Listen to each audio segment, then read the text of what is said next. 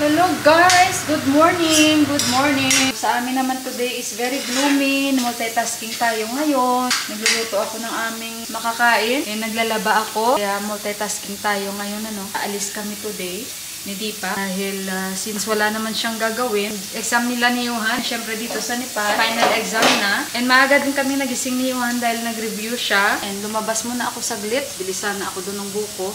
Sabi naman ni Didi after 2 hours pa daw yung buko. Sabi ko reserve mo ako 2, so nakulo na yung ating sinaing, and maya maya konti kami ay kakain na ni Dipa. And instead sa buko pala, ito yung nabili ko, pakwan ulit, and sabi ko kay Dipa bili din kami ng isda kasi dito nga sa binibilhan ko, hindi ganun ka, alam niyo yun, yung isda na gusto ko. Kaya may mga langaw, Alam niyo pag pa-summer na, may mga langaw talaga. Yan na yung sign din. Isa din yan sa mga sign na talagang summer na kasi ang mga langaw, guys. Sandali ito pa. Ang mga langaw, guys, hindi ko alam kung saan ito nanggaling ang mga to kasi nga may bakahan kami dito, So, hindi natin ma-avoid. And mayroon akong kaibigan na nag-PM sa akin, nanonood din siya ng vlog ko. So, ito ba guys, yung bootleg ko na ito guys. Nag-iisa talaga tong bootleg na ito. Nakahitakpan ko yan siya ng concealer. Hindi yan siya talaga makakukuha. Talagang ano pa rin siya. Obvious pa rin ba siya. So, tinatamad na akong lagyan ko siya ng concealer. So, ayun, pina-check ko na ito sa cardiologist ko before. And sabi niya, hindi naman kasi okay naman yung cholesterol mo. Kasi nga sabi ko kako, baka sa cholesterol nga dahil may mga nababasa ako. So, sabi naman ng cardiologist, hindi yan sa cholesterol. Or sabi ko, baka nga sa bato ko before, nung hindi pa nakuha. So, sabi niya, mabilis ba maglapad yung ganyan? Sabi ko, parang it takes time. Pasensya na kayo guys, ang ingay ng aking, as usual, ang aking pressure cooker dahil nagluluto ako ng dal. So, ayun, sabi naman ng cardiologist, idalhin mo sa dermatologist. Yun. So, pina-check ko naman, sa dermatologist, okay daw. Pero meron akong kaibigan na meron siya nito. And sa amin naman sa Bacolod, pinagamot niya. Hindi rin naman natanggal yun guys. Parang sabi niya, ang sakit pa nga dahil nga sa mata din. So, ito baga is, bakit dyan talaga siya natubo? Parang disturbing talaga siya sa akin. Kasi before, wala naman ako ganyan. Parang bigla lang siya tumubo. Na ganyan, So, kaya sabi ko, hayaan ko na. So, kaya pag nadidisturbo din kayo, pag nanonood kayo ng vlog ko, so, ignore nyo na lang yan at huwag nyo pansinin. So, wala rin ako magagawa dahil nandyan na. Pero may sinuggest sa akin na mag-home remedy ako. Meron. At parang na-prove na rin yun. So, i-try ko. Maghahanap ako ng castor oil. Kung sino sa inyo naniniwala sa castor oil, may narinig na ba kayo sa castor oil? So, ayun. Tuwing gabi ko daw yun. At may iba pang kasama. So, hopefully mahanap ko yung may iba niyang kasama. So, ayun, tingnan natin. And isa din yun mamaya kung bakit pupunta din kami doon sa may Divisoria banda ni Dipak. Plus, bibili ako ng isda. And, ayun, maghanap din ako. Although meron sa online, yung castor oil, pwede naman ako mag-order. Pero alam nyo yun, kung mabibili ko lang naman siya doon, bakit pa ako mag-aantay? Diba? So, tingnan natin. And disturbing talaga to sa akin, guys. Pero, ito-try natin. Wala namang masama sa pagtatry ng home remedy. Pero ingat lang dahil syempre malapit siya sa mata ko. Ito na yung aking sag at yung dal na lang ang kain ko. Then magsasampay na ako. Ang problema ngayon guys is yun, anong oras na ba? Ay wala, mag 11:42 nakabilis ng oras. Mag alas 12 na pala guys. So kaya ayan, okay na yan, kanin na lang yung aming guys. Yung aming kulang. Sandali muna guys ha. Magpanik-panik na naman ako dahil magsasampay pa ako ng aming labahin. So, sandali muna guys ha. At i-anuhin ko lang ito yung dal namin para makakain na kami guys. Guys ito, ibibenta ko ito. Bagong-bago pa ito. Mga siguro 3 times ko lang ito nagamit. So, mic ito guys. And ito hindi ko rin nagamit. So, ibabalik namin ito. Means ipapabenta ko siya sa kay Dasrat Dina Shop. Ito na-include, hindi pala ito including. Parang, hindi ko alam anong tawag dito. Receiver ata o ano, basta. So, ito, ibibigay ko rin ito. So, ito yung mic, dahil hindi ko na siya ginagamit at hindi ko na siya kailangan. So, ipapabenta ko. Hindi ko alam magkano pa itong presyo, nakalimutan ko. Basta nasa 12,000 ata, something ganun guys. So, ayan, dahil may mic ako, yung sa DJI. So, kaya sabi ko kay Deepak, ibenta natin ito. Dahil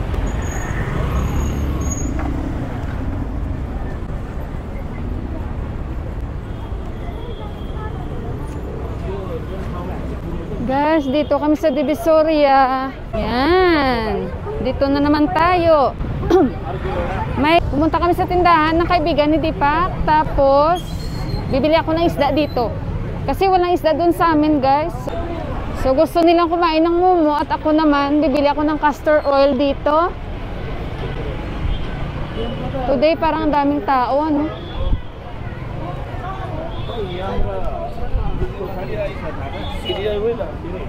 Kanina, medyo mainit dito.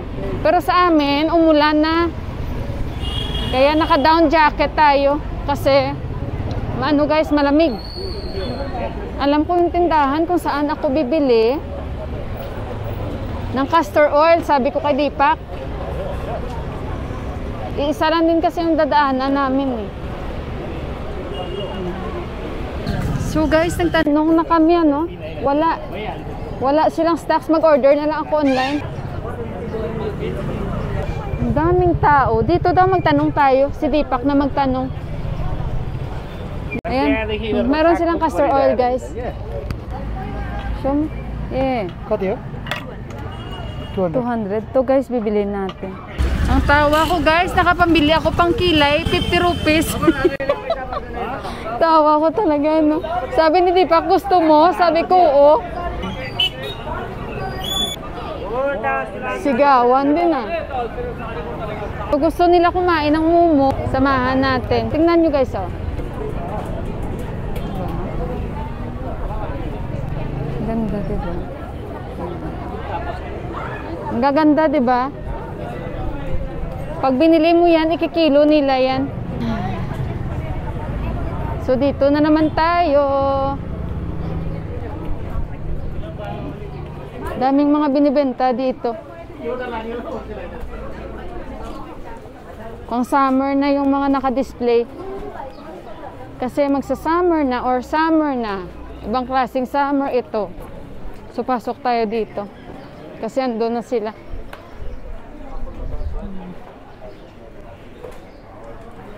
So, mamaya guys, balikan ko kayo. Nakapunta na kayo dito. Kain sila ng mumo dito kasi masarap yung mumo dito, guys. Guys, andito na naman ako sa bilihan ng mga isda. Hello, minsan may kangkong kasi yan sila dito. Wala. Sandali. Ano yung mga isda nila, oh. Ibang isda nila. Tilapia, no? Tilapia. No. No, that is still not tilapia. It looks like tilapia, but that is not tilapia. Kilala na ni Deepak yung tilapia eh. Mga ano dito guys, mga Muslim yung nagbibenta ng tilapia. May pork din. Kaya naman mga hipon siya oh. Wala sila tilapia. Bye! Tilapia China! Tilapia China! Tilapia China. Meron na silang ganun. O may crab sila oh. Yan. May crab. Tingin muna tayo doon. We'll just check there. Doon sa kabila kung mayroon.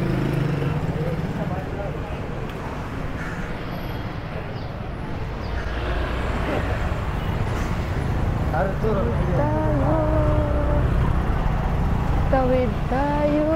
No, be, wala, be. Dito tingin tayo kasi mayroon yan sila dito, marami. Kahit hindi na tilapia, ah. Yan, mayroon sila na gusto ko. We're coming now. So, ayun guys, nakabili ako dalawa. It's iba-ibang klase na isda. At least nakabili ako dito kay Day. Kasi yan lang yung mga isda dito. Doon sa amin, wala talaga ah.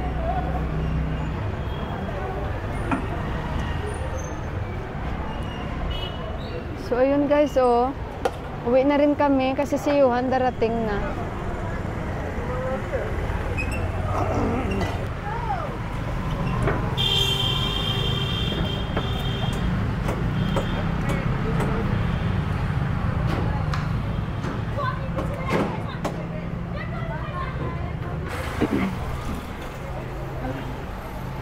Guys, nakikita nyo ba kung saan ako? Naglalakad ako. Yan. Before, hindi ako makalakad or hindi kayo makakalakad ng ganito dito. Kasi puno dito ng mga bikes, motorbikes. Ngayon, bawal na dahil yung mayor ng Kathmandu, guys, ay magaling talaga siya. So, unti-unti niya nililinis talaga ang syudad. Kaya ngayon, bawal na dito. Idadakipin na pag mag-parking. And bawal na talaga dahil kukuhanin. Kaya hindi na ganun ka crowded yung yung Divisoria. May mga nagro-ronda. Mag-aantay lang kami ng taxi dito tapos uwi na kami, guys. Bumili lang kami ng isda. Ayan. Hello. Teka lang, saan na yung asawa ko? Sa kabila ata, tatawid tayo. Okay. Ayan, tawid tayo, guys.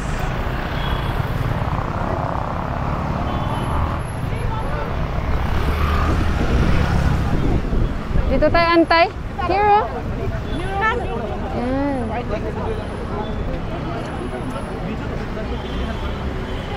So, ayan, tingnan nyo. Kaya hindi na ganun ka-crowded ang Divisoria kahit maraming tao. Kasi pinagbabawal niya na mag-parkings. Tapos, yung magbibenta sa mga gilid, bawal na. Tapos tingnan nyo guys, yung mga poste malinis na dahil pinatanggal niya na yung mga wires na grabe ba. Ayan. So guys, nasa taxi na kami. Gawa nga na nagmamadali din kami si Johan kasi pauwi na. Pero iniwanan namin yung susi doon kay kuya. At tumawag na si Deepak doon sa school na nagpatawag kami balik sa kanya. So tumawag naman agad si Johan. Kasi nga sabihan siya ng papa niya na yung susi. At saka, ayun, nakabili ako ng isda, no? Yun lang guys, yung mga importante lang ang nilakad namin ni Deepak. Wala kaming pasalubong kayuan kasi nga, may mga, naman siya sa bahay. May ice cream siya doon. Tsaka sabi namin, kung gusto niya kumain ng snacks kay kuya, kumain lang siya kasi may pondo naman ako doon kay kuya na sukle na hindi ko na kinuha. Nandun lang kay kuya kasi anytime naman kumakain kami. Parang kami lang yung nagkakaintindihan ni kuya ba tsaka sila ni Deepak na kung may sukli kami hindi namin kinukuha. Iniiwanan namin doon. Tapos ayun, kasi syempre minsan parang balance lang yung mutual understanding namin. So kaya ayun. Kaya kanina nung nag-iwan kami nung susi, sabi niya yung sukli mo pa dito sa 1,000. Sabi ko, dyan lang muna yan kasi kamaya si Johan kakain dito. So, naintindihan niya agad. At yung weather namin dito is talagang sa kabilang banda maulan, dito hindi, mainit, malamig. So, ayun guys, see you na lang sa bahay, matraffic. Hello guys, so andito na kami sa bahay. So, ayan na yung lens ko. Tingnan nyo guys, may zoom na siya, oh. Yan, may zoom na kita. So, ito yung lens ko, na lens talaga to ng camera ko. Okay na siya. Pakita ko sa inyo guys. Yung nabili kong castor oil at yung apple cider na lang. Hindi ko pa nabili. Sa online na lang siguro ako bibili kasi nga wala na rin time. And may maganda namang brand sa online. And then ito yung pangkilay na nabili ko. I-try naman natin yung pangkilay ko. Kung bagay nga sa atin yung pangkilay na nabili ko. Murang-mura lang ito guys. 50 rupees. Paano? Ito lang yung nakita ko sa tabi ko. Nahiya man ako kasi sila Stratday nandyan. So, nahiya ako magpili-pili. So, itry natin. Although, natry ko na to sa kamay ko. Pero, itry natin yung kulay kung magbabagay ba sa akin. Ayan. Tingnan natin, no? Kasi, para may pangkilay-kilay tayo. Kasi nga wala akong pangkilay. Halabi, can you give me another mirror there, please? Si Deepak, tawa ko. Sabi ni Deepak, gusto mo? Sabi ko, oo, gusto ko. Tapos sabi niya, sige kuha ka. Sabi pa nang nagbibenta, oh, ilang piraso? Sabi ko, sobra ka naman. Ilang piraso? Isa lang? Bakit ilan ba ang aking gagamitin? Wala, nataas ata tong kilay ko. Guys, na ang kilay ko nandito. Hindi lang ba? I-try lang natin kung bagay lang din sa akin. Nakabili ako ng isda. Kasi alam ko pag dito ako bumili ng isda, banda sa amin. Ay naku guys, tiyak, masasayang lang ang aking pagbabiyahe. So ayan, medyo okay yung shade sa atin. At 50 rupees lang. Baka pag ko nito, anong ginatawag na akong sa Ilonggo pa kung kada tahal ko. Pag ko ito guys, baka hanggang dito lang yung lapis ito, hindi na dito naabot. Hindi, sana okay ito Pag kilay-kilay lang, ayan, at least, diba? Bagay naman yung kilay Forget about the noo, guys. So, ayun, at may UV, na tayo, protection sa ating isang lens. And happy ako, at least okay na ito. So, ngayon, nandito na si Yuhan. At sabi niya, mama, mag-aral na ako agad. Tsaka makulimlim dito, malamig. Doon, tama lang yung doon yung weather dito. Masyadong malamig na masyadong guys, maulan dito sa aming area. Ha? Yung butlig natin, gagamutin ko na yan. Guys, meron kaming may tao dito. Ito yung nanay ni Sabina, guys. Nanay ni Sabina nandito. Pasensya na ko guys kasi sila kung nakatingin sa akin yung kilay ko. Very pretty, guys. Very pretty, Didi. Yan. Sabina, Didi, okay na. Sabi ko, sister ka rin ni Sabina. Hindi daw. Hindi kasi yung nanay ni Sabina, siya guys yung maglilinis dito sa amin. Magpapalinis lang kami, hindi araw-araw. Yung sa isang buwan, 4 lang na beses. From rooftop, tapos hagdan, tapos yung maglilinis ng, yan, yung, guys, yung stairway. Kasi hindi talaga namin or hindi ko talaga yan kaya guys. So kailangan talaga magpalinis kahit yung kapitbahay namin. Kahit yung mga bahay dito guys, nagpapalinis yan sila. Kasi alam nyo ang lalaki, diba? Ay, so yun. Nag-uusap pa sila. Tingnan ko lang yung kilay ko. Diyos ko. May kilay pala tayo. Nakalimutan ko. Nag-try. Kasi nga nag-doorbell sila ngayon lang. Kasi nga, diba? What? Tapos nagtatrabaho yan siya sa kabila. Yung nag-connect sa amin dito ng kuryente. Oh yeah, she's working there. I saw her, yeah. Mabuti naman yan guys, masipag yung nanay niya. Tsaka pag nagkikita kami, lagi siyang nakangiti sa akin, binabati niya ako. Kasi nung last si Sabina, nag-PM siya sa akin, hindi ko man alam kung ano yun. Basta hi-hi lang. Nag-hi din ako. Tapos syempre hindi man siya marunong magsalita ng English. Hindi kami nakapag-usap. Okay naman kami guys, wala naman kami mga issue sa mga kung ano-ano dyan. Trabaho is trabaho. Papalinis lang kami dito guys sa rooftop. Magpapalinis kami dyan. Kasi kanina tumawag si Didi kay Deepak. May naglilinis kasi dyan sa bahay ni Didi, itong kapitbahay namin. Sa isang buwan nagpapalinis din siya mga 4 times din. So tumawag siya kay Deepak kasi si Deepak nga hindi ko alam, naghahanap siya ng tagalinis dito sa bahay namin. Yung lang yung plano namin talaga, hindi yung araw-araw may pupunta dito para maglinis. Yung pupunta lang siya once, lang siya, kumbaga sa isang 1 week, isang beses lang. Yung patanggal lang mga alikabok dito lahat kasi grabe. So ayun, kaya nag-decide si Deepak. Pero sabi ko, hindi ko yan siya gusto, yung naglilinis dyan, kasi nagpalinis na kami 1 time sa kanya. Sayang yung 600 namin na bayad cash. Hindi ako, kumbaga, ayoko the way siya maglinis. Hindi marunong. Kasi itong si Sabina, meron na siya sa amin tatak. And yung nanay niya masipag ito. So kaya sabi ko, sila na lang. Kasi since okay naman. Wala, naulan. Wala na, sandali muna guys. Kuha muna ako ng aming balde guys ha. Naulan na guys. Kuhanin lang muna namin. So ayun guys, sandali muna, balikan ko kayo. So ayun guys. Ganito yun guys. Paano ko ba explain sa inyo ang dilim ng aking camera? Sandali, ipalitan ko. Ayan guys, so clear na. Tamang-tama lang guys. Yung pagstay namin sa rooftop, umaambon na siya. So dali-dali kami ni Deepak, kinuha na namin yung mga labahin. Ngayon guys, ang nangyari, kasi hindi ko alam na si Deepak, naghahanap siya guys ng maglilinis dito. Hindi yung maglilinis sa bahay, sa buong bahay. Yung maglilinis lang dyan, sa isang buwan, 4 lang na beses. Yun lang naman talaga ang kailangan namin, yung maglilinis sa terrace, rooftop, at saka sa baba. today, may tumawag kasi si Didi, itong kapitbahay namin. Ayon, tinanong ko si Dipak, sabi ni Dipak, yung naglilinis sa kanila, sabi ko, kung pwede, papuntahin niya dito. So, nagtanong ko kay Dipak, bakit? Kasi hindi ko alam na naghahanap pala siya ng maglilinis dito sa bahay. So, ngayon, sabi ko, wag na, kasi nga, sabi ko nga sa inyo, diba guys, na-try ko na yan siya, at hindi ko siya gusto, the way siya maglinis, parang hindi marunong ba? Pati maghawak ng mat, at ayun, cash agad ang ibabayad, 600 rupees. So, sabi ko, kontakin na lang natin si Pramila sana, kasi lagi ko naman nakikita si Pramila at lagi naman kami talaga nagkakasalubungan dyan at nagbabatian. So, ayun.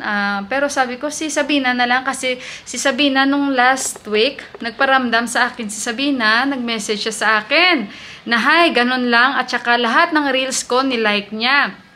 So, nag-response din ako, and then, nag-response lang siya ng emoji. So, hindi kasi si Sabina na marunong mag-English ba? Hindi siya marunong magsalita. So, hindi ko rin alam kung anong sasabihin ko sa kanya. So, hindi na lang ako nag-response. So, ngayon sabi ko kay Dipak, si Sabina na lang itry mo tawagan kasi nung last nag-PPM siya sa akin. So, ganito, ganyan. So, ayun, tinawagan niya nga si Sabina kanina. Na sumagot naman si Sabina, pero sabi ni Sabina, siguro nahiya siya magsabi na buntis ako. So, kaya yung nanay niya na lang ang tinuro niya. Sabi niya, yung nanay ko na lang. Kasi yung nanay niya nga nagtatrabaho dito at malakas naman yung nanay ni Sabina. At lagi ako binabati ni Ama. Tuwing magkikita kami niyan dyan, nakangitian si Ama. Malayo pa lang sa akin, nakangitian siya. So, ayun, wala naman akong against sa nanay niya kasi nakikita ko naman na masipag yung nanay ni Sabina at kahit paano makatulong din sa nanay ni Sabina. Ano, nasa kahit ganyang age niya, matrabaho yung nanay ni Sabina, guys. Sanay ba? Sanay sa kanyang pag-araw-araw dyan sa dito, guys, sa nag-ano sa amin, nag-connect sa amin ng kuryente. Araw-araw yan. So, ngayon, tumawag na kay Dipak ngayong hapon, bago kami pauwi, na yun nga, hindi ko alam kung anong pinag-usapan na, tapos maya-maya yun nga, nag-doorbell na at nag-usap na kami sa taas. So, ayun, baka bukas mag-start siya maglinis dito kasi grabe talaga ba, yung alikabok talaga lang ang problema talaga namin dito. At hindi pwedeng hindi talaga maglinis. So, okay na yun na sa isang buwan, 4 lang na beses, guys. And sa isang buwan, 4 times. Parang sa kada week, 1 week, isang beses lang siya maglilinis dito. From rooftop, tapos lahat ng terrace, lilinisan niya. Hanggang sa second floor, hanggang sa ground floor. Tsaka sabi ko kay Dipak. At tsaka palinisan na rin namin yung dito, guys, yung grabe na yung damo. As in, grabe na yung damo sa parang garden dito na ginawa ni Ama. Sabi ko, patanggal lang namin yung mga damo ba, palinisan namin. So, yun, okay naman yung nanay nila ni Sabina at nagsabi nga siya, kasi sabi ko, saan si Sabina? Sabi niya, doon sa bahay, sabi niya, kasi buntis siya, makanganak na siya at may problema pa siya sa paan niya ngayon. Kasi parang may fractured, ganun. So, nahiya lang siguro siya magsabi kay Dipak na buntis ako, kuya, ganito, ganyan. Manganganak na daw siya, sabi ng kanyang nanay. Kaya sabi ko, ano ba ang baby, lalaki o babae? Sabi niya, kasi hindi naman nila chine-check dito, guys, ano. So, nakalimutan ko, kaya nagtanong ako. Pero yung iba, nag-check naman, pwede namang ipa-check. At nakadepende naman yun sa inyo. Pero hindi ko lang alam. Kasi mostly sa kanila hindi nag-check. Pero yung iba nag-check ang pagkakalam ko. At least makabawas sa akin trabaho yan. Makabawas ng time. Kasi nakaka-stress talaga, no? At hindi ko talaga yan kaya gawin yung sobrang laki at lawak na paglilinisan mo. Kasi sa kusina pa lang naubos na yung oras ko. Si Dipak dito lang siya sa 3rd floor talaga. And sa 2nd floor ako, minimaintain ko rin. Hindi na kami magpapalinis sa loob ng bahay kasi kaya naman namin. Sa labas lang talaga siya. Yun lang talaga ang kanyang gagawin. At saka sa mga hagdan, sa stairways, yun lang ang kanyang lilinisan, guys. Para kahit papaano, makatulong din at makabawas din sa akin, no? Sa mga gawain dito. And syempre sa kanya din makakatulong din kahit papaano. Kasi ganun naman ang mga trabaho nila dito, guys. Nagpa-part-time sila sa mga bahay-bahay, linis-linis. Kung naglilinis sila sa isang bahay, maglilinis naman sila sa isang bahay. Ganyan din dito, guys. So, yun lang ang balita ko, guys. Yung kilay ko, natawa ako, pati si Didi kanina, no? So, i-end ko na, guys, yung vlog ko. Maraming salamat pong muli. And I hope okay lang yung mga Holy Tuesday nyo dyan. And God bless us all and I love you. Bye, guys!